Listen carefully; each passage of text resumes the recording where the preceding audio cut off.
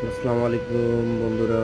আমি এটা মোটামুটি 10 মাস আগের ভিডিও আজকে আপলোড দিচ্ছি। তো যখন আমি বাসা থেকে আসি সেদিন লকডাউন ছিল। সেদিন ছিল 9 তারিখ। আমার 10 তারিখে রাতে ফ্লাইট ছিল। তখন আমি তাড়াহুড়ো করে একটা গাড়ি ভাড়া করে আমি সৈয়দপুর এয়ারপোর্টে আসি। আর এই প্রথমই আমার সৈয়দপুর এয়ারপোর্টের জার্নি। সৈয়দপুর এয়ারপোর্টে আসে আমি প্লেনের টিকিট কাটাই তাড়াহুড়ো করে মামাকে দিয়ে। তো টিকিট এখানে কাটানোর পরে আমি সৈয়দপুর প্লেন দিয়ে আসি।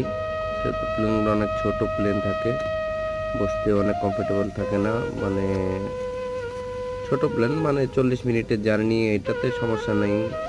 কারণ সমস্যা হচ্ছে যে আমার বাসাটা ছিল অনেক দূরে, এখান থেকে আসতেই লেট হয়ে গেছিল।